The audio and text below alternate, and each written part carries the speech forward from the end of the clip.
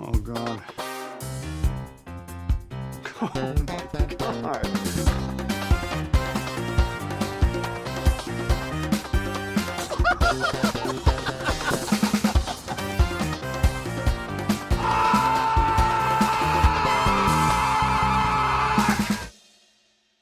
We need a cold open. I got a cold open for us. Give it a beat. Oh, okay. Well, then we don't need one. We got one. Is it a tombstone joke? What's cold? I don't know. I mean, this is we're doing the second episode now, right? Well, yeah. Yeah. I mean, Second episode about episodes 3 and 4. About episode 2, 4. 3, and 4. Go. So we need a cold open to our episode, which is this. I just This learned joke's this pretty weird cold. fact. Camille Nanjiani doesn't have nipples. What? He was born without nipples. What? He has Haven't no I seen nipples. him shirtless a bunch? Do they give him nipples? Do they nipple him? I don't think we've seen him shirtless that I'm much. Googling this. He it was on Taskmaster this week. The task was to unnecessarily censor something, so he cut the nipple spot off his shirt and censored it. And the joke was I don't have nipples, so 1, I'm a man, you don't need to censor my tits, and 2, there's nothing to censor. Weird. Yeah, doesn't have nipples. Are you fact checking this? Yes. Why would I lie about this? I don't know. That's a good question. Why would you lie I'm about not this? implying that you're lying about this. I'm implying that Camille something you Nanjiani is heard on lying. Taskmaster might not necessarily have been Taskmaster fact. might What be is a liar. prevented in this No, I mean, entertainment? He's the one who said he doesn't have nipples. He was the one telling the story. The perfect person I to say make a up the lot lie. of things too. I mean, I'm looking at a picture of him I don't go upside shirtless down. with nipples. Yeah, because he got super jacked. I feel like he showed a bunch of Marvel pics where he had, and now I'm wondering if they gave him fake nips. But Well, here's older side by sides with yeah, him he's got and nips. I think then his he lied nipples to me. might just be misplaced. I'm looking at a lot of photos of Kumail Nanjiani's nipples. So obviously, we're here to talk about episodes 3 and 4 of Spider Noir. Welcome back. And if this is your first episode listening to us, what the fuck are you doing? Welcome back to Cage Match, colon roundabout way, meeting Nicolas Cage. I'm your host, Sean, here with my co-host Nipples. and our producer. Peter, hello. None of us have nipples. Fact check it. Nipples are a lie. They're a lie put on us by Big Nipple. Big nipple. Yeah. Nobody's born with nipples. They do that to you when you're a baby. Yeah, they add them in. You come out, they spank you, and they give you a titty twister, and what's left over is the nipple. Yeah, and see, if you're a boy and you get circumcised, that's how they build the nipple material. Oh, they just put the foreskin. I don't know what they underneath. did for you, Sean. This would explain why it's all areola and no nip. Maybe that's his thing. Maybe he just has areolas. Maybe he just doesn't have the nubs because I don't have the nubs. Maybe that's what he's talking about. Okay. Back to Google. Nick is back on his phone. Enhance. Zoom in. I know. Yeah. Episodes 3 and 4 of Spider Noir. It's still good. Still good. I think there's a hint of shadow underneath that one. There must be a nipple. So episode 3, This I is the think, rest of Nick's episode. yeah. Episode 3 for me, it maybe lost my attention a little bit more than the first two had held it, but it ends really strong. I still think it was good, but it was one of those oh no, did I just really love the first two? But then I got sucked back in because there's a lot of good Silvermane shit. Mm-hmm. And Silvermane's a good bad guy. There's a lot of good Silvermane shit. We get a little bit more of, in these 2 episodes, we get a little bit more of Ben being a little weird, being a little quirky. There was one scene that I really wanted to pay off more that I don't think is coming back. It's just Nick Cage being Nick Cage. But there's a scene where Ben's killing time and he goes to see a gangster movie and he's just repeating the lines back. And I'm like, cool. Is that why he fucking talks that way and no one else does? Because he's trying to be a hard-boiled detective. And I don't think that's the joke. I don't think that's the rub. And I really want it to be. Because I just want some reason why he's like this. Sure. Yeah. What were 30s movies like at the time? Did they have hard-boiled detective flicks, or was it hey, this one is Train? Yeah. It's a train coming at you. I googled this. So the first talkie was in 27. Okay. All right. So this is So these would've 30s, been you like, know. yeah. So it wasn't Train. It was beyond that. Yeah. It wasn't just like a building falling around one guy. You know, the classics. Yeah. I do love a good Buster Keaton, though. Buster Keaton is great. I thought Johnny Knoxville almost died. Say- Johnny Knoxville almost died from a building Buster Keaton style falling on him. Yes. The end of Jackass 2, there's a musical number where like they do like the Buster Keaton like building fall, and it like just goes right on Johnny. And the first take they took, he was like getting ready, and they were like, "What? No matter what you do, do not move from that spot, or you will die." And then they're like, "Okay, wait, no, cut. We have to reset." And he took a step, but somebody had already like released the building. Oh And no. it collapsed on him. Wow. That's fucking terrifying. To prepare for the final Jackass film, I've gone back and watched the first two, and I'm just like, one, I'm older now, and it just looks painful. It doesn't look funny anymore. No. Two, they also did a lot of gross shit that I also just like, why? Like Steve-O like snorting like straight wasabi. I'm like, Yeah, it's a lot of suffering that I feel like they just don't need to put themselves through. nah. Also, what the fuck happened to Steve-O's voice? Have you heard him? Yeah, it's rough. got big RFK voice. He's got RFK voice for sure. Yeah. It's weird. I don't like it. Yeah, it's Steve-O, guys. Yeah. I do Yeah, well, appreciate you that know. Steve-O got like a portrait of himself tattooed on his back. I do like that too. Nobody's got a cooler portrait tattoo than Roger Stone. What? He's got like a maybe larger than life size tattoo of Richard Nixon on his Richard Nixon, back, yeah. like between his shoulder blades. Whoa. Yeah. Cool. He's just got a big old Richard Nixon, just the Just head. fucking jowls galore. Yeah. Just a giant dick on his back. Yeah, exactly. Roger Stone is the one person from the Trump atmosphere that I'm sad we don't have more of. Like, of all the people that we got left with, I know we got like a lot of Stephen Miller. yeah, Ugh. we get fucking Nosferatu and RFK and all these like kind of idiots and whatever. Oh yeah, it's a little smaller than life size, but Okay. yeah, That is so weird. but this legitimate like villain we don't get enough of. Like, he top hat, like round black, like Yeah. glasses, Richard Nixon tattoo. Well, okay, so this episode we get more we Richard get some Nixon more tattoos? Silvermane shit, and I think he Yeah. does a good job being a fucking villain. Yeah. Like he's a really, really effective villain, but he's also like sort of weirdly humanized in this episode. Like you can tell that he's almost afraid or something. Like he sleeps in that giant bed, but he looks kind of like a baby. Oh yeah, Yeah. Yeah, I don't know. I like him. I think Brendan Gleeson's fucking awesome though. I liked when he looked underneath the bed. Yeah.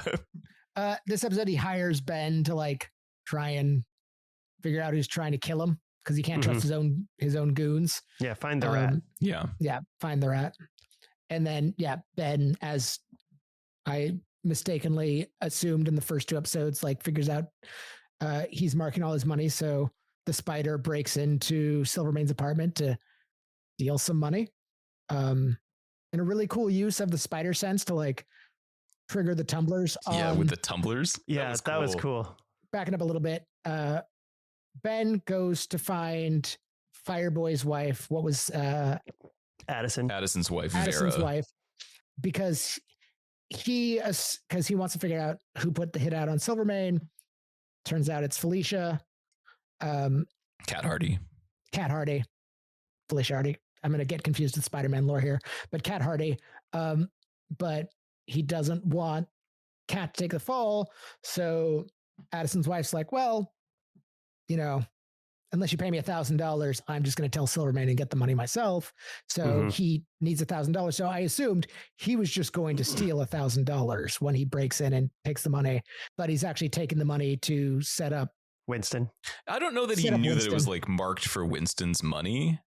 Did he? Well, he knew the money. he He, knew did the money get- was, he marks it He himself. got, well, Winston gives him money. he knows that the money is marked. Yeah, he takes the bribe from Winston. So he just marks it in the same spot that Winston's bills were marked. Okay, that's pretty fucking clever. Now, whether he knows that, as Silvermane gives up later, that he marks everybody's bills differently. Right. Yeah. Like that he wouldn't have known, but he did know that the bills were marked. He saw how they were marked with just like a little point of ink on it. Mm-hmm. I thought that was so clever. Just the fact that, Winston comes up to him. He says he like gets Winston to bribe him so he could check the money, sees that it's marked, goes and steals money, checks that the bills aren't marked, and then marks them in the way that Winston would. So if he later gets caught, he could say that, Winston was the rat, which is what happens. Yeah. By the way, again, this is episode 2 of our 4-episode.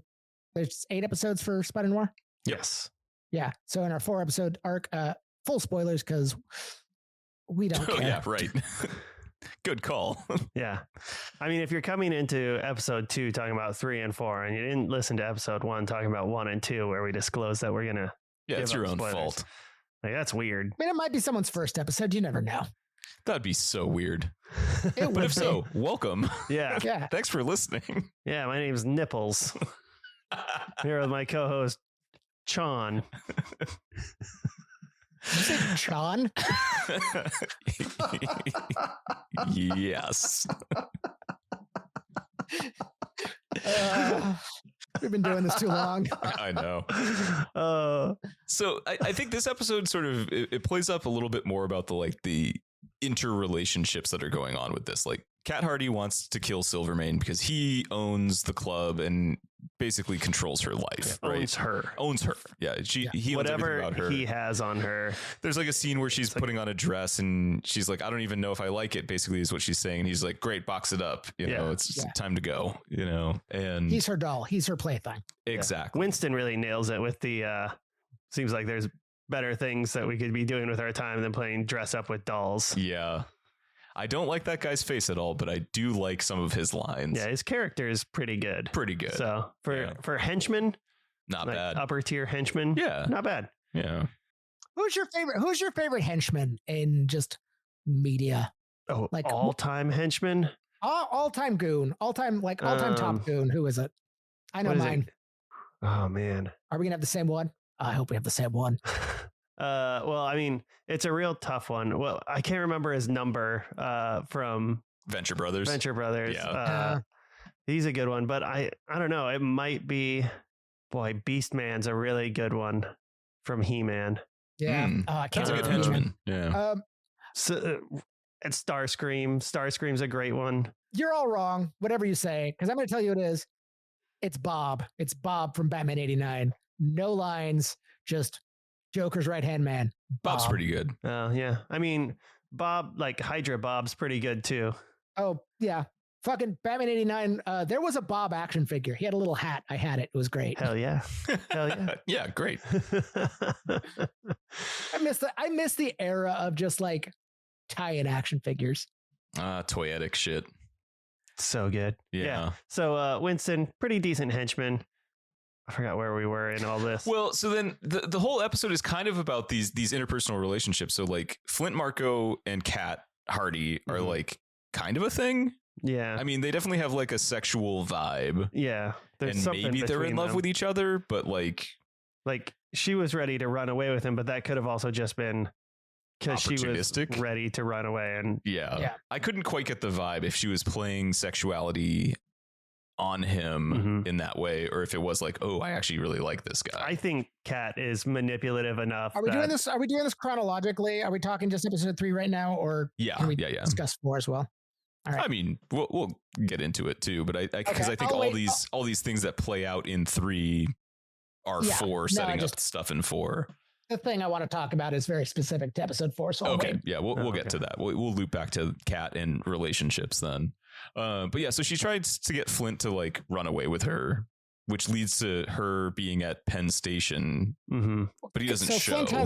Flint has an episode and he's like, I'm dangerous. And he like runs away. I'm too sandy. All these, we haven't really addressed all these powered people. They seem to have like a half-life where like the powers are starting to like take over, and it's it's probably going to kill them. Yeah, so Yeah. his That's eczema what's looks implied. worse now. Yeah, he has Bump more Man has more trouble. bumps. Like putting Bump the Matt. power away, Yeah, basically. right. So But Kat, like, when she's running away, when Ben like confronts her, she gives this great speech about how, like, you know, Silvermane just wants to like keep her, and she's just ultimately tired of just men making decisions for her. Like, Marco won't be with her because, like, you know, he's afraid she'll get hurt, and she's just like, I just want to make my own decision. I'm gonna leave town and do that. Of Mhm. course, Winston tracked Ben down and like caught them both. yeah, Winston had been tailing Ben, and Ben led him to Yeah. Kat at Penn Station. Yeah. So they're now both hemmed up. Mm-hmm. With Addison's wife. Oh yeah, right. So climax of this episode is the like big who's the rat Yeah. Yeah. situation. There's a shallow grave already dug. Yep. Out in the woods, Winston takes Kat and Ben, and Silvermane's there, and he has some questions, and it comes down to like, oh, who's the rat? And Yeah. Nick Cage is like, well, I don't have all the information yet, see? And You see? then Winston's all like, I got the answers, and here's this. And it just kind of alludes back to a speech that Ben gave to Silvermane about people who claim to have all the right answers. And So Yeah, you see it kind of click with Silvermane. yeah, and then it's Yeah. like, oh, well, let's see that money. And because Ben paid Addison with the marked bills, yep. Winston shook down Addison, took the money, and used that as proof that Ben and Kat were bribing other people, but all the money said was that was money that should have been paid to Winston. So Winston gets shot, Yep. Mm-hmm. plugged right in the gut, And then we get like falls directly into the grave, tight. I mean, get a that's what little you want. Cliffy. Get a Cliffy well- with the gun. We get the line read of like Silvermane telling Ben to like dig another hole, and then we see Yeah. we see the shot happen. Hard cut to Kat and Ben in the club the next night. So clearly neither one of them is dead. Cut into episode 4 when this happens, and then we cut back to the night before, and nameless, faceless goon who was Winston's like sidekick is the one who got shot. So lazy transition there. Lazy. What- Yeah, I agree. I mean, it feels like what you would do for a TV cliffhanger. You know, Yeah. it's fine. Which Yeah. maybe would have worked if this was released weekly, but it's not. That is true. I mean, when you can easily just roll in 30 or 20 seconds after the episode ends Yeah. into Yeah, the you don't next have to one. wait a week. Right. Oh my goodness. Who was it? Did they shoot Cat? Nope. How is Ben gonna get out? Yeah. Does his the spider power? I mean, but then we never see Addison's wife again, so could have just been her, and we'd actually known her name. Yeah. Well, her name is Vera, It was just- but It was Vera, but it was Yeah. also just weird that it was just the other goon who was there. yeah, Yeah. whose name apparently was Geo. There you go. Who knew? Yeah. Thanks, internet. Yeah. Was episode 3 where he shows up really drunk to the office, or was that episode 4? Let's see. No, that's it's- episode 4 because that's the start of 4. Because Oh, okay. the start of 4 is when Silvermane, because they solved it, they figured out who the rat Oh, was. Yeah, So so they Silvermane's have like, a night of drinking. Yeah, and Silvermane can fucking put one on. Dude, when Yeah. so back in episode 3, when Silvermane hires him and Cage pours him that whiskey, every time Gleason takes a drink of it, his face is just so good. Like it's bottom, absolutely like garbage repulsed. whiskey. He's just like, oh Yeah, so when he finally pours him like a good one, yeah. it's like, that's what a whiskey is. Yeah, I'm drinking some yellow spot. I feel like the best kind of villains are the ones that you're like, I like you, even though I know you're a like murderous piece of shit. Yeah. You know, like I want to fucking hang out with Silvermane. Yeah, your character is not so far removed from my reality Yeah. that I can't get behind what's happening. Yeah, I like that. And then, yes, he gets to come back to the office just housed, and you get wasted. just the silhouette of him through his window, like dropping things, trying to like Dropping the keys like 14 times. And then when Robbie's leaving the office like drops his coat, drops his hat, like, who am I? I'm you. That's a good burn. Yeah. But yeah, I love the line. He's like, I need scrambled eggs and sausages and a biscuit. Yeah. We also get Robbie going to Harlem to try and track down Lonnie. Bumpy Boy, Lonnie.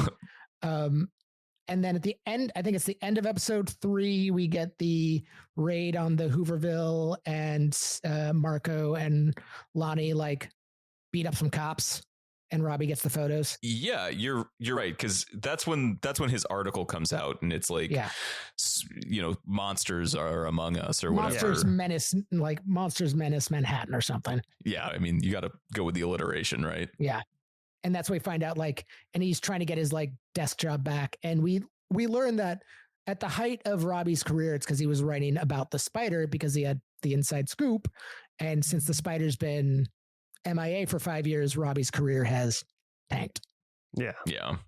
Because Robbie's been the one who's been most adamant that the Spider should come back. And, maybe it's for some selfish reasons because Robbie's life ain't great right now. Sure.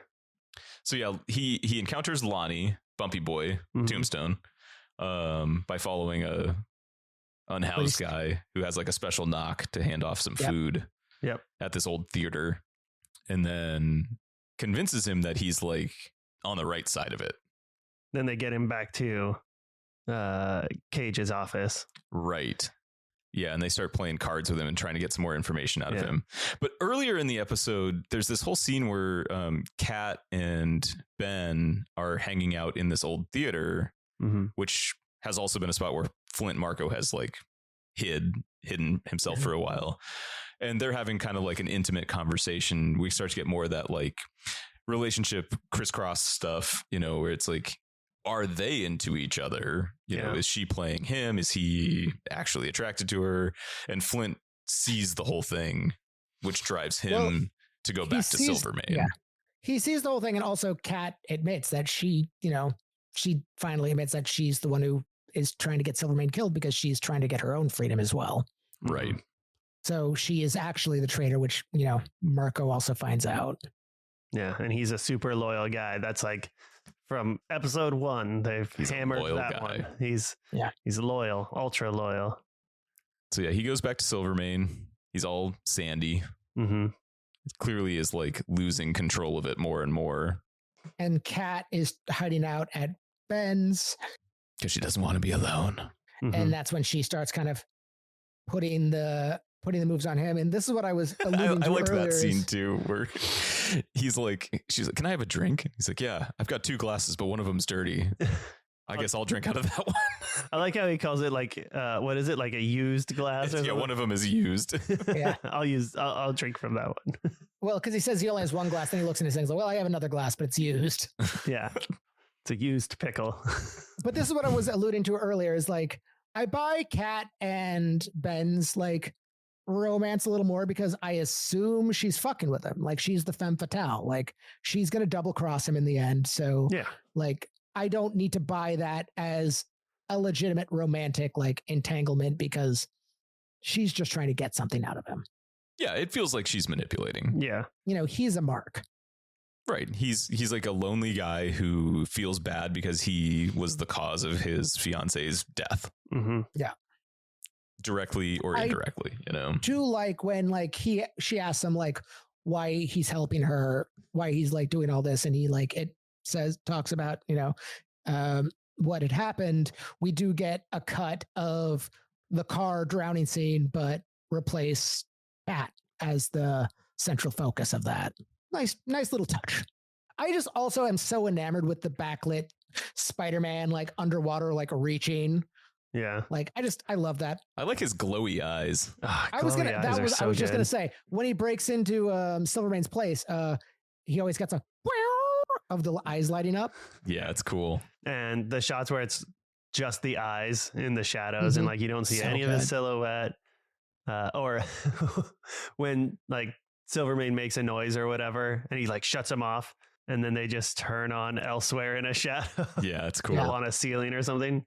It's really well done.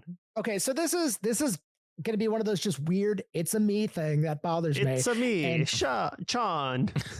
Sean, this is going to be one of those weird, like, just, I know continuity wise it works, but costuming, I don't think anyone would notice or think too much about it. I hate the fact that they didn't just like give him a slightly bigger hat for when he has the mask on, because the hat sits so weird on the mask. It like the hat fits Nick Cage's head. The hat does not fit Nick Cage's head with like a wool mask over it. You And if got to he would've think just- about going to a haberdasher and being like, okay, I understand that my head is this big because you just measured it, but I need a hat that's like a lot bigger. But also, it was just like It's if- for a friend. Yeah. if just costuming this show, if they just got a hat that fit the mask, I don't think anyone would pay that much attention to it. Or No one would and care. No, you wouldn't think about it twice. Again, this is just because I'm an artist, because I draw shit. I'm just like, I want that to just fit better. And it annoys me that it's just precariously just Velcroed to this hat, to this mask. Yeah, that's fair. So let's see. There's another conflict. There's the mayor. Mhm. There's that whole antic. So the mayor's trying to win people back over to his side because it's a re-election, Mhm. but nobody likes him because he sucks. Silvermane got him elected initially, Mhm. but he's outstayed his use. And Silvermane's got a new pony in the stable. And the mayor's like, nope, I'm going to like, the mayor's making a power play. Silvermane's waiting for the chief of police to like show up for his like monthly like tithe and doesn't show up because he's out with the mayor. And Silvermane comes and like kind of blows up their spot and tries to like throw his muscle around. I do like when he shows up at the mayor's table and the mayor like tells his wife to like go powder her nose and she's just like, get fucked. I know. Yeah. I love that. Yeah, so they have some words and then Tombstone breaks the table. Or Sandman. not Sandman, Sandy, Yeah. Sandy Mandy. I love when Sandy Mandy. I love Silvermane and the mayor bickering like an old married couple, and just the awkward like police chief just be like, I'm gonna go. Yep. It's like, And the no, Milk's you just stay like, right "Sit there. Yeah, so it's in these conversations, this episode, that we get the connection that like the mayor tipped off the police chief to go do that and like told him to go do the raid. So it was like the mayor trying to put Silvermane down on the whiskey smuggling. Right. Well, because the mayor thinks he'll be able to win re-election on his own by overturning prohibition, and Silvermane makes most of his money on booze, Booze. on illegal booze, which is again a great like just narrative thread throughout all of this. Like, Yeah, it's this good. is a It's really solid. tightly written show. I really appreciate it. Yeah. So then Ben and Kat are hanging out at the apartment, getting horny with each other. And then on the radio, they hear an announcement that there's a super Mm-hmm.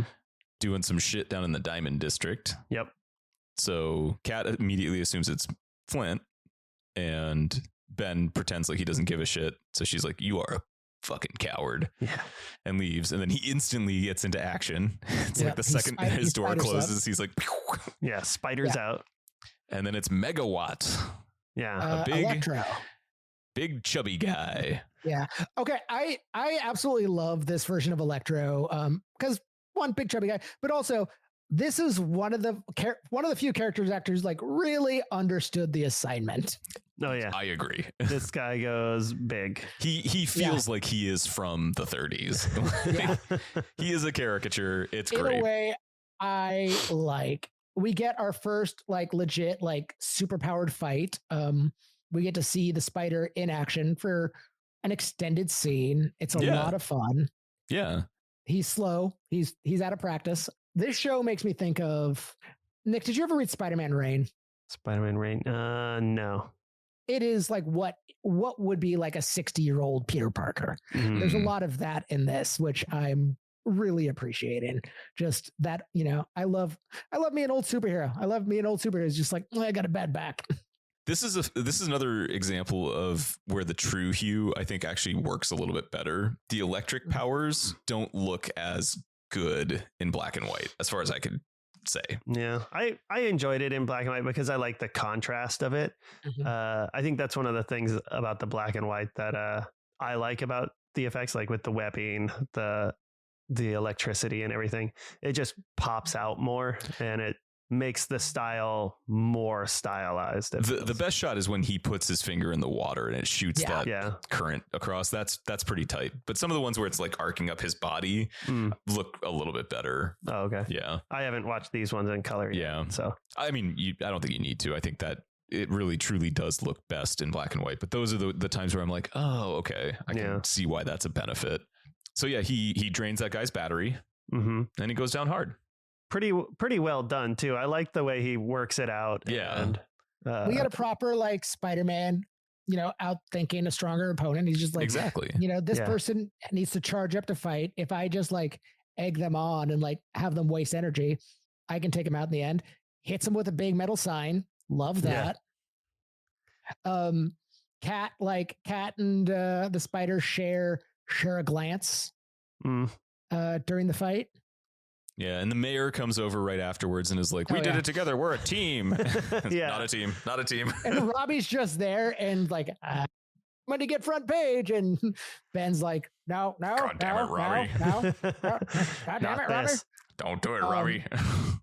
And then we get Ben getting back home. And this is where we see a lot of the kind of silent movie, like acting of Nick Cage, where he's like, I guess trying to stretch out after like having a row, and we get just the most like awkward, flailing, body cracking scene I've ever seen.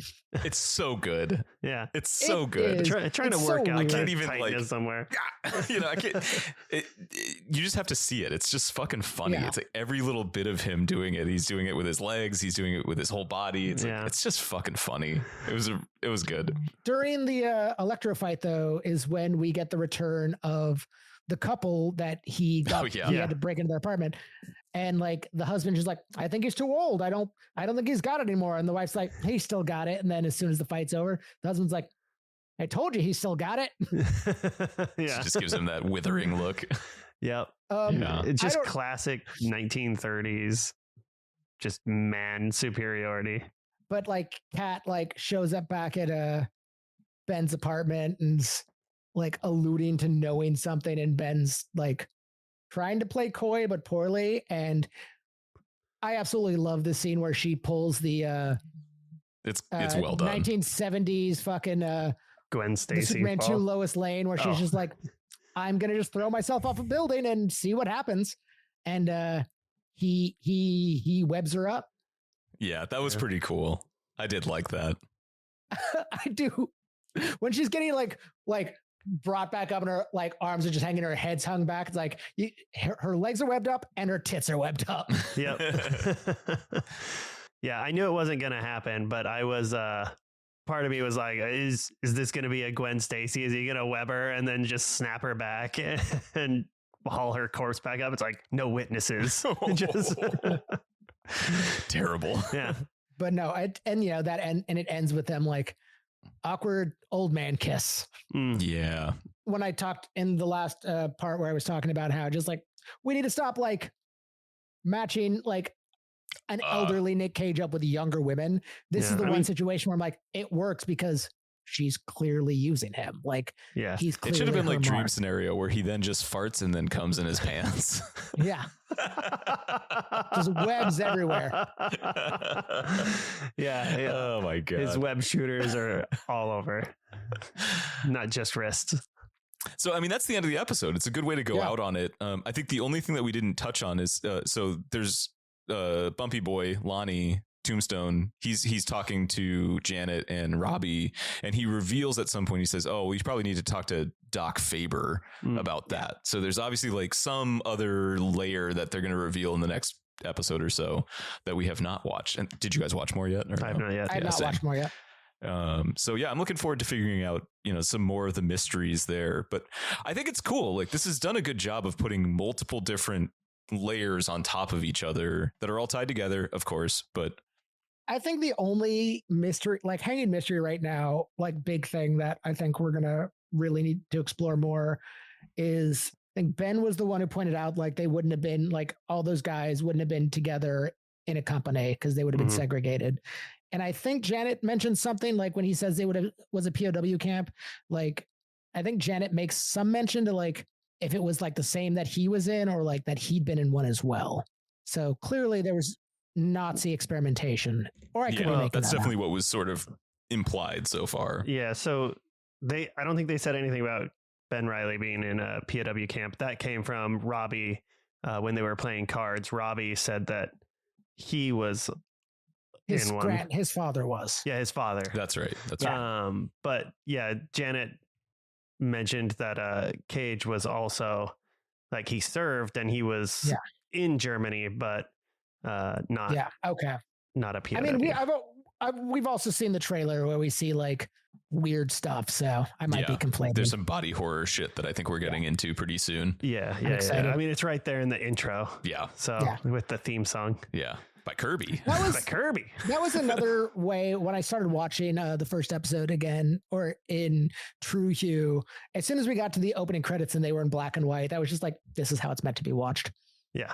Yeah. I mean, like it is. It's meant to be black and white, but it's provided in color for people who need that. I don't see color though. Missed, like, we also I'm woke. We also missed one of my favorite scenes where it's the scene where Ben goes to break into Silvermane's office, but he knows he's being tailed. So he has the kid on an apple box wearing his hat and his jacket, just like stumbling around with like his that kid got drunk. Yeah. With a tumbler of whiskey. Pretending to be Ben. Doing the old Home Alone like silhouette window. He hasn't left his place all night. Okay. This is one of the few times we have good kid. I know. Yeah. I agree. Yeah, he's a good kid.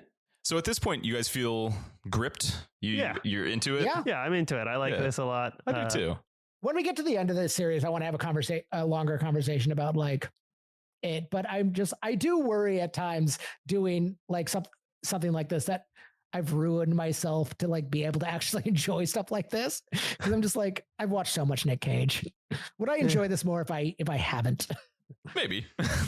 Yeah. If it's weird to think like, would I like this if I wasn't in like the full grips of a Nicolas Cage Stockholm syndrome? Like, what is my life like? It's a fair question. I think we should unpack that at the end. But that was what I was getting to, is like, I want to have that. We'll have to pay a therapist to flex at us while we consider this. Exactly. I can see if Kirby wants to come on. Yeah. The only guest we actually have to pay. Exactly. Normally our guests pay us. Yeah, I think that's good. I think we'll be back, to review the next 2 episodes, and then we'll finish it all off. And then back to our regularly scheduled crap. Yeah, back to regular schedule after that, where we'll have Daryl on. Yeah. To talk about beef. Yay. Beef? Beef? You think I have beef? Thank you all for listening. If you are interested in supporting us on Patreon, we are at patreon.com/cagematch. And special thanks to our Sparkle buddies, Josh, Josie, Matt, Adam, Bill, Stuart, and Willow. And to our cage dancers, John, Freeman, Nathan, and Cameron. And lastly, a thanks to Bill Panks for our intro music. Thank you all for listening. Go Google Camille Nanjiani's nipples. They exist. We're Nanjiani nipple truthers. Yeah. All right. Goodbye. Bye-bye.